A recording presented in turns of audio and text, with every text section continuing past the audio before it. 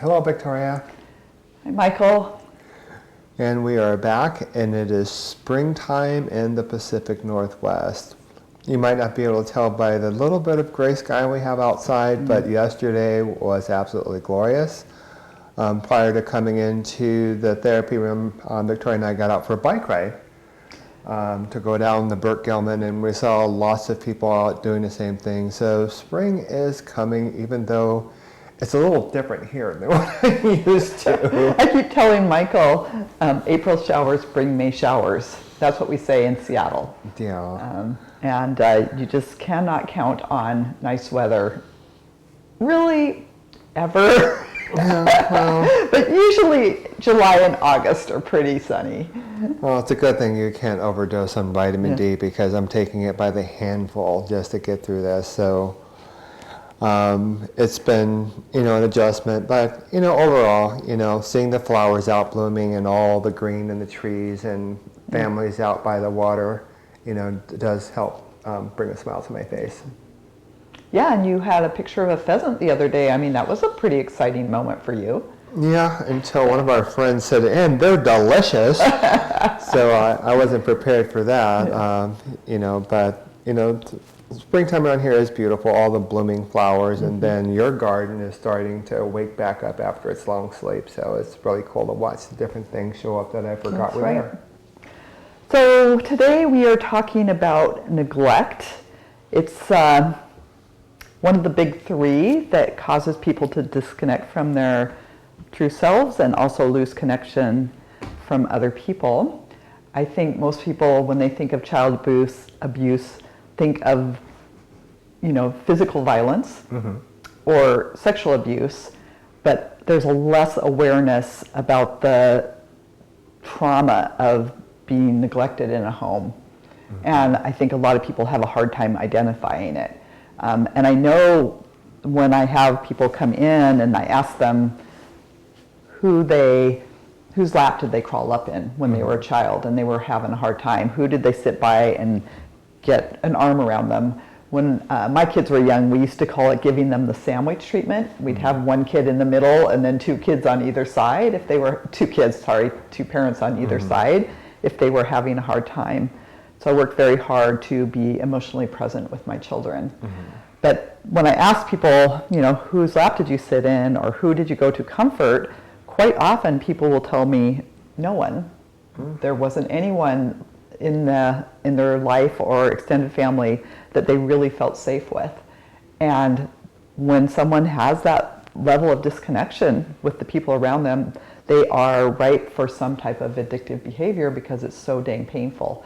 And I would add, as soon as I hear that story of neglect, I always look for sexual abuse, because children that are being neglected are out looking for another human. It's, food, shelter, clothing, and connection is the way I look at it. And if you're not getting that connection, you are vulnerable to predators. And so I can't tell you how many times I've heard the story of a neglected child being sexually abused by one of the neighbors or the gas station man or a sibling that's also being neglected. It's just those two things seem to be in concert with each other. Yeah, with the amount of predators out there, they've learned to recognize the signs of people somewhat in distress, whether, they're just alone, lonely, or just looking lost, and those folks become targets. So it's really important that if we do have young people in our lives, especially, that we make an attempt, vigorous attempt, to connect with them and to find out if there's something going on, because if we recognize it, the wrong people will recognize it as well. Yeah, some kids are literally saved by finding a neighbor family that they can, kind of move in with emotionally, and they get the experience of what it looks like to have safety and a family, so at least they have knowledge of it. Unfortunately, whatever we experience as children, we think that's normal. So you don't know that coming home, the TV always being on, dad playing videos, mom never there because she's constantly trying to do positive things like be on the PTA, etc., but doesn't know how to actually be connected to their kid. they don't understand that that's why they're hurting and looking, as I said before, sometimes in all the wrong places for love. But sometimes, you hit the jackpot and you find some loving friends or neighbors where you can get that comfort. But the purpose of talking about neglect is it is one of those more subterranean types of abuse that people don't recognize. And then they come into their adulthood and they're like, what's wrong with me? There's something wrong with me. Because again, it's like not getting protein or a vitamin. Connection is as important. I guess you can survive without food, shelter, and clothing, but they showed that kids in orphanages that weren't given the physical contact they needed literally died from that lack of loving connection. It's kind of like emotional scurvy. You're not getting that essential vitamin or nutrient, to nourish your inner self, and it just starts to die off. Right. Emotional scurvy is a good way of looking at it. So, sometimes I think of those trees that you see at the top of a mountain growing outside of a crack, and they're all crooked and, barely holding on. There's very little root system. And that's kind of the metaphor or the image I see of people that have been emotionally neglected. So, in our theme of our previous talks, we talked about, the path to addiction and how that happens with a lack of connection, not just to the world around you, but to yourself.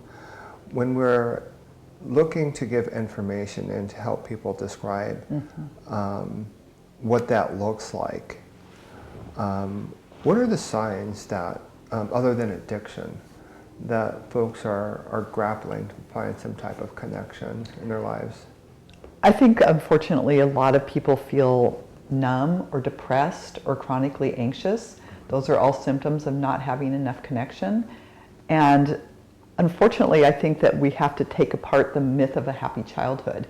If you don't understand your narrative and how you got the way you got, it's very hard to try to repair that. It's like you just think that something is wrong with you, that you're just broken, instead of understanding there's a reason that this happened to me and being able to have compassion. And then there's the slow rebuilding, I guess, learning how to connect with yourself and taking the risk to connect with other people. And for a lot of people, that starts with therapy. And I always say the sad part about therapy is you deconstruct the myth of a happy childhood. I can't tell you how many people I've sat down with where they tell me they had a happy childhood, and within a half hour they're crying because they're realizing that that story isn't accurate. So understanding your story, I think, is an essential part of this recovery. But I also believe, you've got to start from the ground up and finding a way to take the risk to connect is the direction that you need to go. There are so many subtopics that could be gleaned from that statement. Right. That hopefully in time we will be able to explore. Now, I know for some people that lack of connection, you hear people say, I don't feel like I've ever belonged, or I just feel empty all the time. Those are some of the trigger phrases that, make my ears stand up when I hear them from other folks. And not all of them, are unsuccessful in life, so to speak, but you do recognize that if they had some confidence or even someone to come home to show that excitement to what I accomplished during the day, they would come across as more whole, so to speak. That's just my layman's observation. I know that there have been times in my own life where I wanted someone to share something with, and in that absence there was the liquor cabinet, unfortunately. But that was short-lived, but it was still not, a human being would have been a much better stand-in than, I don't know, Tanqueray or Mr. Cuervo. Absolutely. Back to the story, addiction or connection. And I think a lot of people also become addicted to work. I think that's a very common scenario. And, you're constantly focused on achievement and what happens next and where am I going. And that focus is different than also knowing how to have those loving relationships. If work is your addiction, a lot of those folks, when they finally pause, realize, I don't have those loving relationships. I'm really successful. I have a lot of money. I have a super great house. And I'm not happy. And what's wrong with me? And that's a really hard thing to look at, because you feel like, I think it's even worse because you feel like you have everything and you're still not happy. And again, oftentimes people have no idea why. And that's when they feel the most alienated. I have all the ingredients that suggest I should be happy, but I'm not. So what's wrong with me? And I guess when we ask that question, what's wrong with me, repeatedly, is kind of a sign that we should be looking for some type of interpretation in the form of professional help. Right. And I do not want to negate how important finding a close friend is. Like, therapy is not the only way out of this situation. Taking the risk to, see that person in the room that you go, oh my gosh, I just, if I could just pick the person I think I would want to talk to, that's the person I'm going to talk to. And I've talked about doing that with several of my friends. And when I finally started picking people for myself instead of waiting for them to pick me, it made all the difference. And if you guys have not seen the Dee Dee episode, Victoria gives an amazing account of how her and Dee Dee's friendship formed. And though I wasn't on camera, I was sitting there on the sofa getting all misty-eyed hearing how Victoria grew into herself. So it was very, very powerful. Yeah. So like she said, finding a human that you can connect to and then confide in is really, really a cool thing. So I would like to say one more thing about this. The way I started connecting with myself is I started writing poetry. And in our last episode, I wrote a poem about Sugar and talked about her life. And I also wanted to read a poem today. But that was a really big risk for me, because when I started writing, I generally wrote about a topic that meant a lot to me and exposed who I really was. And then I took the risk to take a class and put that out there. So that was one of the essential pieces of me opening up in this world. And it was terrifying. And I had a really hard time with any criticism, because instead of just going, oh, okay, I need to take this and learn from it, I took it really personal to like, I'm not good at this, I should quit. And luckily, I wasn't good at it, and I kept going. And I would say I'm a decent poet now. Maybe not the literary world's cup of tea, but for many people, I think that my work is meaningful and touching. So I thought I would read one more poem, and then we could conclude this episode. Okay, so what is the title of today's poem? This poem is called Skirt, and it addresses what we talked about earlier, some of the consequences of neglect. Okay, so this is Skirt. Eyeliner straight after 4 tries. Skirt cut to upper thigh. The young girl's father calls her a slut, sends her to her room to cover up. I'll bust your head with an ashtray if you talk back. I'll whip your ass. Later she hustles that skirt out of the house in a backpack, heads to a party at a frat. She guzzles fruity punch, flirts in her low-cut shirt with a guy who is 20 to her 15, cool with tattoos and a mustache. Baby, you are beautiful, he says, and she knows love is just around the corner as he fondles her breasts in the bathroom. Later, she climbs the old rhododendron and enters her bedroom window, skirting the robin's nest on the top branch.